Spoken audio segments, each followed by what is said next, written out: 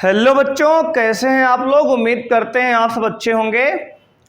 तो आज बच्चों हम लोग बात करने वाले हैं एकलव्य बैच में क्लास 9th फिजिक्स की। दोस्तों तो बच्चों आज सबसे फर्स्ट चैप्टर पढ़ेंगे और फिजिक्स की ये पहली क्लास है हमारी, ठीक है। तो आप हेडिंग लगा लीजिए आज मोशन। तो हम लोग आज बच्चों मोशन पढ़ने वाले हैं। मोशन चैप्टर हमारा है, मोशन चैप्टर को हम लोग बात करेंगे बच्चों आज। तो फिजिक्स का आपका पहला चैप्टर बच्चों है, ये कौन सा पहला चैप्टर है। तो ये फिजिक्स में बच्चों, साइंस के अंदर फिजिक्स केमिस्ट्री बायोलॉजी होगी ना, तो उसमें आज हम लोग फिजिक्स की बात करने वाले हैं और चैप्टर फर्स्ट की बात कर रहे हैं मोशन की। और बच्चे अभी तक आपने अगर मैथ्स के वीडियो नहीं देखे हैं तो हमारे इसी चैनल चंद्रेश एकेडमी पर ही मैथ्स की प्लेलिस्ट बन चुकी है और वीडियोस के आ चुके हैं, तो आप मैथ्स के वीडियो देख लीजिए, है ना। और बायोलॉजी भी आपके आने वाले हैं, तो बहुत जल्द बायोलॉजी के वीडियो भी आपको मिलेंगे और केमिस्ट्री के भी।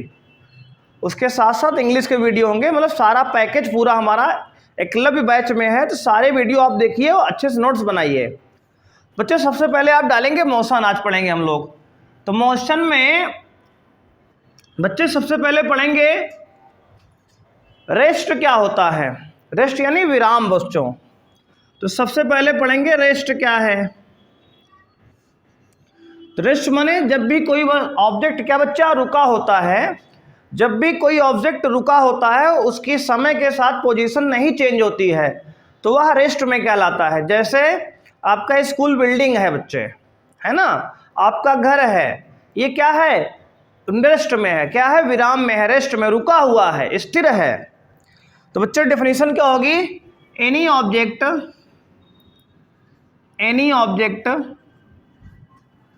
said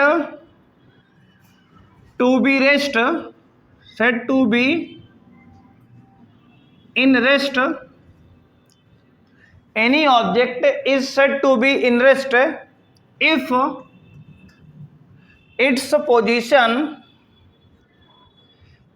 its position does not vary with the time। तो बच्चे डेफिनेशन क्या बनी, कोई भी ऑब्जेक्ट रेस्ट में तब कहलाएगा, रेस्ट में तब होगा जब उसकी पोजीशन टाइम के साथ ना बदल रही हो। मतलब अभी भी जहां पे है 2 घंटे बाद भी वहीं रहेगा, 4 घंटे बाद भी वहीं रहेगा, 2 दिन बाद भी वहीं रहेगा, 4 साल बाद भी वहीं रहेगा। तो अगर कोई ऑब्जेक्ट की पोजीशन समय के साथ ना बदले तो उसे कहते हैं बेटा रेस्ट में है वो। इसका एग्जाम्पल क्या होगा, तो बच्चे एग्जाम्पल नोट करेंगे आप। तो रेस्ट का आपका एग्जाम्पल हो जाएगा, जैसे आपका हाउस हो गया, स्कूल हो गया, स्कूल बिल्डिंग हो गई आपकी, ठीक है ना। और बच्चे आपका क्या हो गया, हॉस्पिटल हो गया। ये सब क्या है बच्चे, रेस्ट में है, एक जगह पे रुका हुआ है ना। ये सब कहीं जा थोड़ी रहा है उठ के।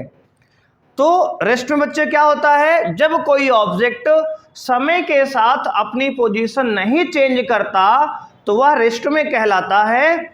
और उसके बच्चे एग्जाम्पल क्या हुआ, house, school building, hospital etcetera, ये सब क्या है बच्चे, रेस्ट में होते हैं। तो एक बार डेफिनेशन बच्चे अच्छे से फिर सुनेंगे, any object said to be in rest if its position does not vary with time. कोई भी ऑब्जेक्ट रेस्ट में तब कहलाएगा जब उसकी पोजीशन टाइम के साथ ना बदल रही हो बच्चे, ठीक है ना। कोई दिक्कत बच्चे, एक बार अच्छे से आप नोट कर लो, फिर आगे हम लोग समझते हैं मोशन क्या है ना। तो आइए समझ लेते हैं मोशन। रेस्ट आपने समझा, मोशन, मोशन मतलब बच्चे गति। मतलब कोई भी ऑब्जेक्ट अगर चल रहा है, कोई भी ऑब्जेक्ट अगर बच्चे चल रहा है तो वह क्या कहलाएगा, मोशन में कहलाएगा, ठीक है ना। तो डेफिनेशन होगी, any object is said to be in any object is said to be in motion if its position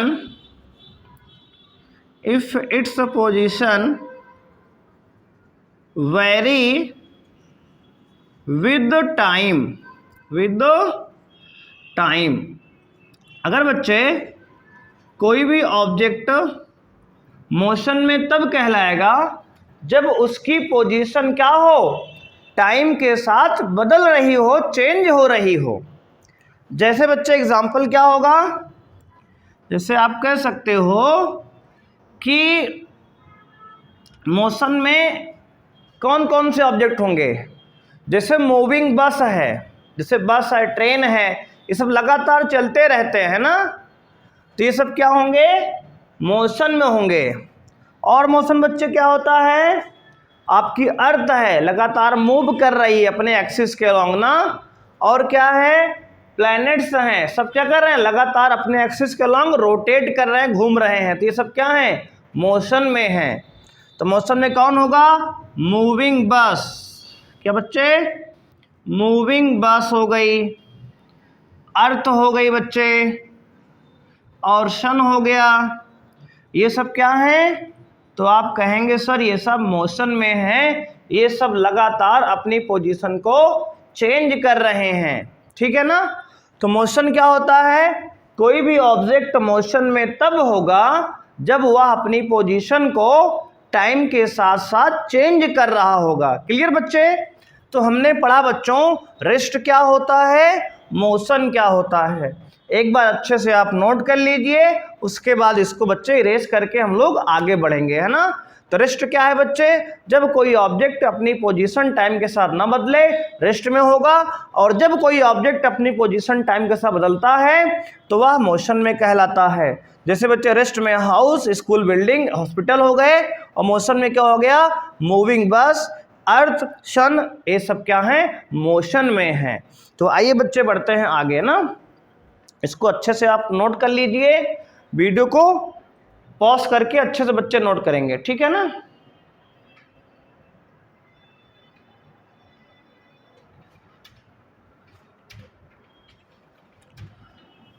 अब देखिए आप आगे, अब हमने समझा बच्चे रेस्ट क्या है और मोशन क्या है। अब इसके बाद बच्चे हम लोग बात करेंगे टाइप्स ऑफ मोशन की। बच्चे क्या बात करेंगे, टाइप्स ऑफ मोशन की। तो आइए समझते हैं बच्चे टाइप्स ऑफ मोशन की। बच्चे डालेंगे टाइप्स ऑफ मोशन। मोशन कितने प्रकार के होते हैं बच्चे, तो आप कहेंगे सर 2 प्रकार के मोशन होते हैं। पहला होता है यूनिफॉर्म मोशन, यूनिफॉर्म मोशन, और दूसरा होता है non uniform motion, non uniform motion. तो बच्चे मोशन 2 प्रकार के होते हैं, कौन कौन से, एक यूनिफॉर्म मोशन होता है मित्रों, एक होता है नॉन यूनिफॉर्म मोशन। बेटा यूनिफॉर्म मोशन क्या होता है, तो आप ध्यान देंगे, any object is said to be in a uniform motion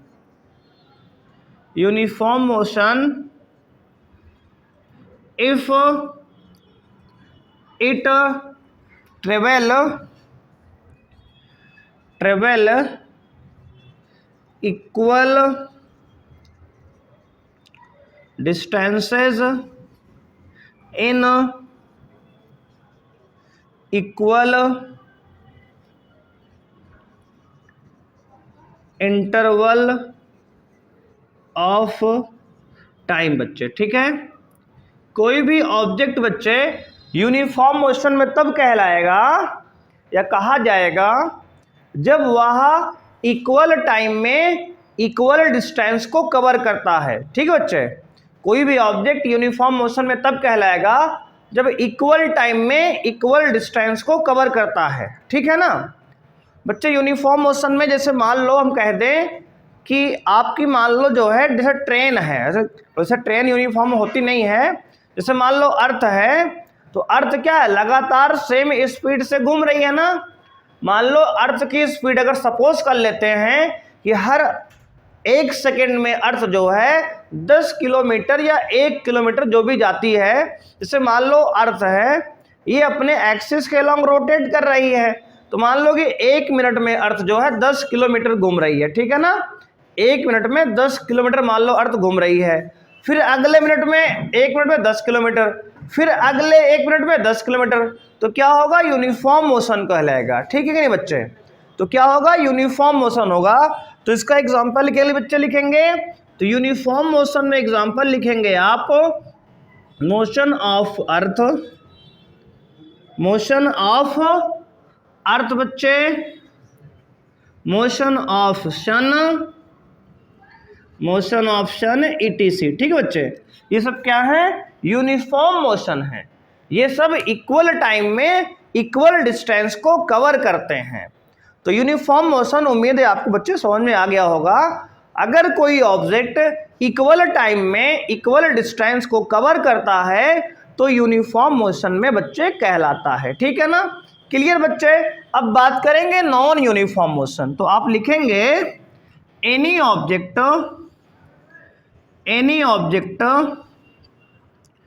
is said to be, any object is said to be in non uniform motion if it travel equal distances in equal interval of time, sorry बच्चे, equal distances in unequal interval of time. क्या लिखेंगे, unequal, नहीं तो क्या हो जाएगा, ये uniform हो जाएगा ना। तो देखो बच्चे, डेफिनेशन क्या बन गई, any object is said to be in non uniform motion if it travel equal distances in unequal interval of time and vice versa, and vice versa बच्चे। इसका उल्टा भी बिल्कुल सत्य है। कोई भी ऑब्जेक्ट नॉन यूनिफॉर्म मोशन बच्चे कहलाएगा यदि वह इक्वल टाइम में अनइक्वल डिस्टेंस या अनइक्वल टाइम में इक्वल डिस्टेंस, बच्चे दोनों का उल्टा भी सही है। इक्वल टाइम में अनइक्वल डिस्टेंस या इक्वल डिस्टेंस अनइक्वल टाइम में कवर करता है तो बॉडी कैसा कहलाएगा, नॉन यूनिफॉर्म मोशन में कहलाएगा। फॉर एग्जाम्पल आप सपोज करिए, जैसे मान लीजिए आपके पापा की कार है ना, पापा क्या है, कार है बच्चे। अब पापा की कार आपकी मान लो घर से निकली तो पहले 1 मिनट में आपके मोहल्ले से गुजरी, क्योंकि आपके मोहल्ले में बच्चे थे, जब आपके दोस्त यार हैं, मित्र हैं, है ना, वो खेल रहे थे, तो स्पीड क्या थी उसकी, बहुत स्लो थी बच्चे, है ना।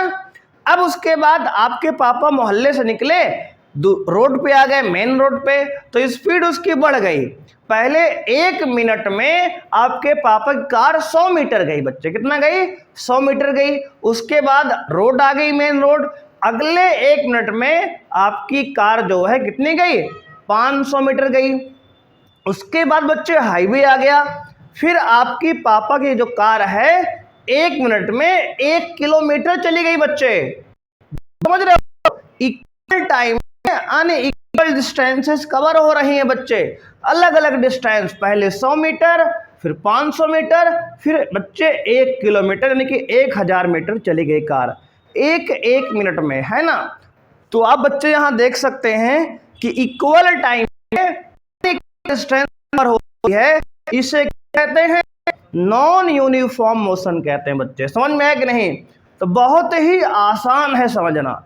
नॉन यूनिफॉर्म मोशन मतलब इक्वल टाइम में अनइक्वल डिस्टेंस या इक्वल डिस्टेंस अनइक्वल टाइम, ठीक है, समझ में आया। अब एग्जाम्पल लिखो, तो बच्चे क्या लिखे एग्जाम्पल में, तो एग्जाम्पल लिखेंगे मोशन ऑफ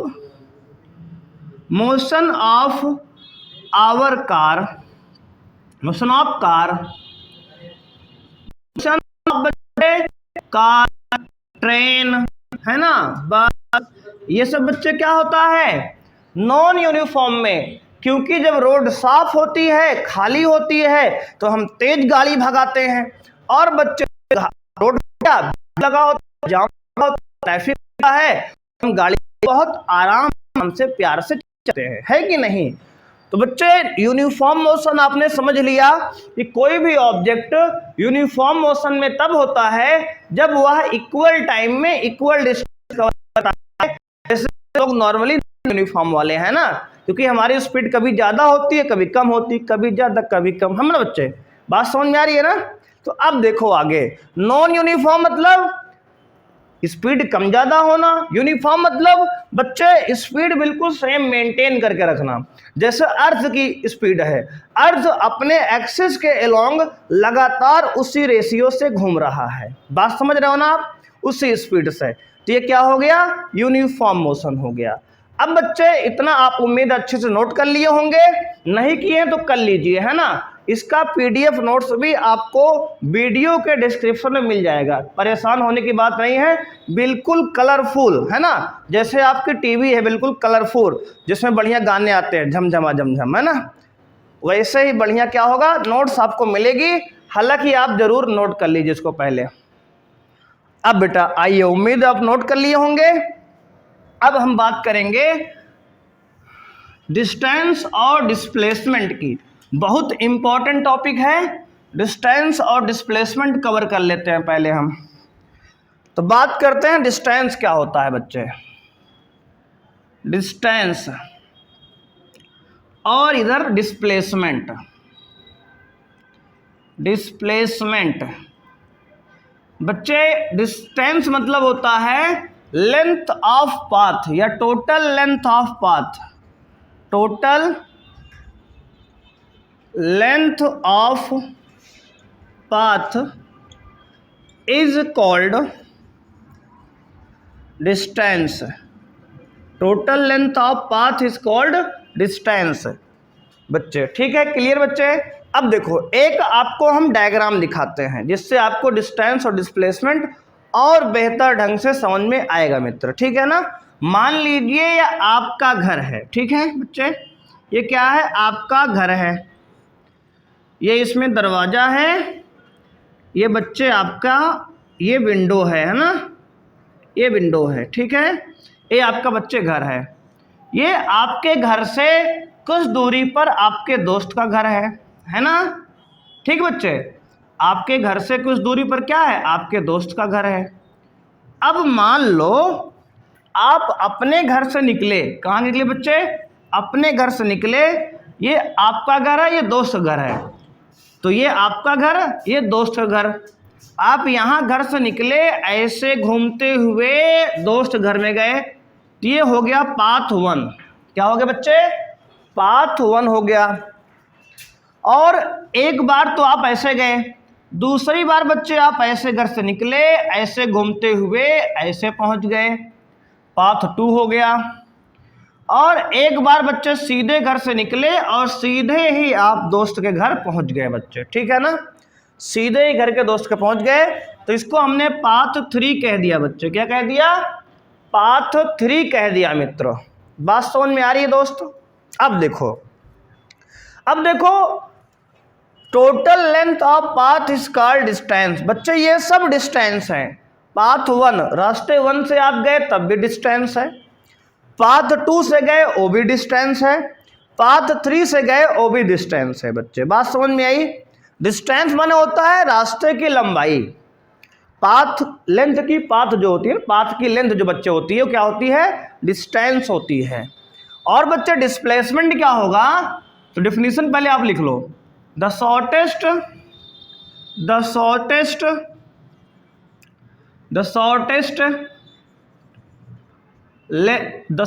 डिस्टेंस या length of path, the shortest length of path is called is called displacement. तो बच्चे the shortest length of path is called displacement. जो रास्ते की सबसे छोटी लंबाई होती है उसे क्या कहते हैं? डिस्प्लेसमेंट कहते हैं। आप बताओ हमें कि ये पाथ 1, पाथ 2, पाथ 3 में कौन डिस्टेंस है, कौन डिस्प्लेसमेंट है? तो आप ध्यान दोगे कि आपका जो पाथ 1 है, पाथ 2 है और पाथ 3 है, ये सब क्या है? ये आपका डिस्टेंस का एग्जाम्पल है, क्योंकि सब डिस्टेंस हैं। रास्ते की लंबाई डिस्टेंस होती है, लेकिन बच्चे डिस्प्लेसमेंट जो होता है शॉर्टेस्ट पाथ होता है। तो पाथ 3 यानी जब सीधे आप बिल्कुल अपने दोस्त के घर गए सीधे बिना किसी घुमाव के, तो क्या होगा? वो डिस्प्लेसमेंट होगा बच्चे, ठीक है ना? तो डिस्टेंस और डिस्प्लेसमेंट उम्मीद है आपको समझ में आ गया होगा बच्चे। डिस्टेंस क्या होता है? टोटल पाथ की लंबाई। आप घूम के बिल्कुल आराम से कहीं से जाओ, सबको जोड़ लेंगे, डिस्टेंस होगा। लेकिन बच्चे डिस्प्लेसमेंट जो होता है आपके घर और आपके दोस्त के घर के बीच की सीधी वाली दूरी है ना, डिस्टेंस, बिल्कुल सीधे सीधे बिल्कुल स्ट्रेट नापेंगे, वो क्या होगा? डिस्प्लेसमेंट होगा बच्चे। समझ में आई? अब देखो बच्चे, इतना एक बार अच्छे से आप बना लो डायग्राम, आप समझ लो। तो ये क्या है? डिस्प्लेसमेंट है। शॉर्टेस्ट लेंथ क्या बच्चे? डिस्प्लेसमेंट है। तो पाथ 3 जो है क्या है? डिस्प्लेसमेंट है। और डिस्टेंस और डिस्प्लेसमेंट की बच्चे हमने डिफिनीशन समझ ली, ठीक है ना? एक बार अच्छे से नोट कर लो, जिसको इरेज करके इसके यूनिट वगैरह लिख दें, है ना बच्चे? अब आओ बच्चे आगे बढ़ते हैं, वीडियो को पॉज करके आप इसको नोट कर लेना, ठीक है ना? अब देखो ध्यान से, अगर बच्चे डिस्टेंस का लेंथ ऑफ पाथ होता है तो ये होता है कि स्केलर क्वांटिटी। तो बच्चे याद रखेंगे डिस्टेंस क्या है? स्केलर क्वांटिटी होता है बच्चे। दूसरी बात क्या बच्चे? इसकी जो एसआई यूनिट होती है, एसआई यूनिट बच्चे जो होती है वो क्या होती है सर? मीटर होती है, ठीक है बच्चे? तो total length of path is called distance. Distance की एसआई यूनिट स्केलर, डिस्टेंस एक स्केलर क्वांटिटी है। स्केलर मतलब बच्चे इट हैव ओनली मैग्नीट्यूड, इसमें केवल क्या होता है? मैग्नीट्यूड होता है, डायरेक्शन नहीं होता। जिन बच्चों को स्केलर और वेक्टर का नॉलेज नहीं है अभी, तो आगे हम इसको बताएंगे, ठीक है ना? बता देंगे, परेशान होने की आवश्यकता नहीं है, आप बिल्कुल भी परेशान मत हो। स्केलर क्वांटिटी क्या होती है, वेक्टर क्वांटिटी क्या होती है, आपको बिल्कुल समझाएंगे अगर आप पिछली क्लासेस में नहीं समझ पाए हो इस बात को, ठीक है ना? तो बच्चे क्या है? स्केलर क्वांटिटी और एसआई यूनिट क्या होती है? मीटर होती है। जहां अगर बात करें बच्चे हम डिस्प्लेसमेंट की, तो डिस्प्लेसमेंट एक वेक्टर क्वांटिटी है बच्चे। कैसी क्वांटिटी है? वेक्टर क्वांटिटी है। और इसकी भी एसआई यूनिट क्या होती है बच्चे? एसआई यूनिट जो होती है मीटर होती है। क्या होती है? मीटर होती है, ठीक है ना? एसआई मतलब बच्चे होता है इंटरनेशनल सिस्टम। क्या होता है? इंटरनेशनल सिस्टम में इसकी यूनिट क्या होती है? मीटर। दोनों की होती है यूनिट। डिस्टेंस एक स्केलर क्वांटिटी है और डिस्प्लेसमेंट एक वेक्टर क्वांटिटी है मित्रों, ठीक है ना? अब इसके बाद अगर किसी को बच्चे स्केलर और वेक्टर में प्रॉब्लम है तो समझ लो स्केलर क्या होता है। देखो यहाँ पे, इसको पहले आप नोट कर लो, है ना? अब समझो, आप एक तरफ डाल लो हेडिंग बच्चे स्केलर, एक तरफ डाल लो वेक्टर। इसको आपको समझा देते हैं, फिर आज की क्लास को समाप्त किया जाए बच्चे। तो एक तरफ डाल लो आप स्केलर, दूसरी तरफ डाल लो वेक्टर। स्केलर मतलब बच्चे होता है quantity which have only magnitude, quantity which have only magnitude, quantity which have only magnitude is called scalar. Example की बच्चे बात करें, जैसे कि मास हो गया, डिस्टेंस अभी आपने देखा, ठीक है ना बच्चे? ये सब क्या है? स्केलर होते हैं। अगर वेक्टर की बात करें बच्चे तो quantity which have magnitude as well as direction is called vector. बच्चे स्केलर क्या है, वेक्टर क्या है, एक बार फिर समझ लो। पहले इसका एग्जांपल लिख लो आप। एग्जांपल में क्या होगा सर, जैसे फोर्स हो गया बच्चे, डिस्प्लेसमेंट हो गया, ठीक है ना, एक्सेलरेशन हो गया। अभी आगे समझोगे आप, पढ़ोगे, है ना, अभी नहीं जानते हो आप। तो देखो बच्चे, स्केलर क्वांटिटी क्या होती है, एक ऐसी क्वांटिटी जिसमें बच्चे केवल क्या होता है, मैग्नीट्यूड होता है, डायरेक्शन नहीं होती, स्केलर क्वांटिटी कहलाती है। बात करें जैसे कि मास हो गया, डिस्टेंस हो गया बच्चे, ठीक है ना, और बच्चे क्या होगा, इसके साथ वॉल्यूम हो गया, ये सब एरिया हो गया, ये सब बच्चे क्या होता है। अभी एरिया को ना लिखो, एरिया एक वेक्टर क्वांटिटी बच्चे होती है ना, आगे आप समझोगे अगली क्लास में 11th में, ठीक है। तो मास, डिस्टेंस, वॉल्यूम ये सब क्या है, स्केलर है। वेक्टर क्या होता है बच्चे, ऐसी क्वांटिटी जिसमें मैग्नीट्यूड के साथ साथ डायरेक्शन भी होती है, उससे वेक्टर क्वांटिटी कहते हैं। जैसे फोर्स, डिस्टेंस, एक्सेलरेशन। देखो समझो आप हिंदी में बिल्कुल, स्केलर मतलब ये है कि जैसे आप मान लो मार्केट में गए, कह रहे भैया हमें 2 किलो आलू तौल दो, पोटैटो, है ना। तो ऐसा तो है नहीं कि आप कहो कि भैया हमें तराजू नॉर्थ में रख के, नॉर्थ डायरेक्शन में रखो फिर तौलो हमें। तो आपको सब्जी वाला क्या करेगा, कहेगा यार अजीब आदमी हो यार बच्चे आप। तो उसमें डायरेक्शन कोई रोल नहीं है, चाहे जिस डायरेक्शन में रख के आलू तौल दिया जाए बराबर ही आएगा, उतना ही ना। तो जिसमें केवल मैग्नीट्यूड की, मान की, वैल्यू की आवश्यकता होती है, आलू में 1 किलो, 2 किलो, 3 किलो चाहिए भाई, उसमें डायरेक्शन कोई रोल तो है नहीं, तो उसे स्केलर कहेंगे। जैसे डिस्टेंस हो गया, अगर आप अपने दोस्त के घर जा रहे हैं घूमते टहलते हुए किसी भी डायरेक्शन में, नाचते गाते हुए, तो डिस्टेंस हो गया, और बिल्कुल सीधे जाएंगे तो डिस्प्लेसमेंट हो जाएगा।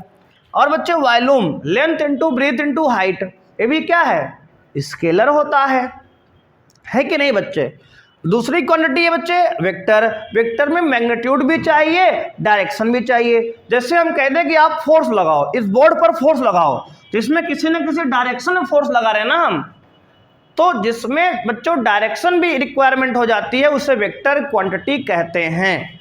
जैसे बच्चे डिस्प्लेसमेंट मतलब होता है, जैसे मान लो एक पॉइंट ए है और एक पॉइंट बी है, तो आप अगर ए से बी की तरफ जाएंगे तो एक डायरेक्शन में जाएंगे ना, क्योंकि ए और बी एक डायरेक्शन में होगा। अगर हम यहाँ डायरेक्शन बना के समझे तो ये नॉर्थ होता है, ये साउथ होता है, ये ईस्ट होता है, ये वेस्ट होता है। तो आपका ए पॉइंट वेस्ट में है, बी पॉइंट ईस्ट में है, तो आप जब ए से बी जा रहे हो बच्चे सीधे सीधे, तो आप कैसे जा रहे हो, वेस्ट से ईस्ट में जा रहे हो। आप क्या जा रहे हो, वेस्ट से ईस्ट में आप जा रहे हो, तो आपका क्या हो गया ये बच्चे, तो आप कहोगे सर ये वेक्टर क्वांटिटी है, ठीक है बच्चे। तो आज की वीडियो में बच्चे हम लोग यहाँ तक बात करेंगे, इसके आगे बच्चे हम नेक्स्ट क्लास में चर्चा करेंगे, ठीक है ना। तो एक बार अच्छे से आप नोट कर लीजिए बच्चे, अगर कोई समस्या है बच्चे तो कमेंट में आप हमसे पूछ सकते हैं, ठीक है ना। तो आपको बच्चों उसका सल्यूशन दिया जाएगा बच्चे, ठीक है ना। तो आज की वीडियो में बच्चों इतना ही करेंगे।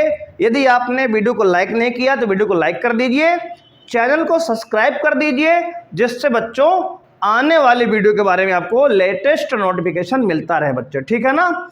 और बच्चे एक महत्वपूर्ण जानकारी और सुन लीजिए आप, उसके बाद जा सकते हैं आप ना। जानकारी बच्चे ये है कि अगर आप लोकल कुंडा के निवासी हैं तो हमारी ऑफलाइन कोचिंग भी चलती है बच्चे, जिसका नाम है टॉपर्स इंस्टीट्यूट, जो बच्चे सब्जी मंडी खैराती रोड के पास चलती है। आप अगर ऑफलाइन कोचिंग में पढ़ना चाहते हैं हमसे तो आप आ सकते हैं बच्चे, आप विजिट कर सकते हैं बच्चे, ठीक है ना। तो यहाँ पर जो है, और अगर आपको और भी एड्रेस चाहिए तो कमेंट करेंगे, उसमें आपको जवाब मिल जाएगा बच्चे, ठीक है ना। तो यहाँ पर बच्चे सभी क्लासेस की 9th 10th 11th 12th UP board CBSE board बच्चे बीएससी तक की क्लासें हमारे यहाँ चलती हैं। तो अगर ऑफलाइन का बच्चे फील लेना चाहते हैं तो हमारे यहाँ आप बेस्ट कोचिंग के लिए बच्चे विजिट कर सकते हैं, ठीक है ना बच्चे। तो आज के लिए बच्चे थैंक यू, बाय बाय, मिलते हैं नेक्स्ट वीडियो में बच्चे।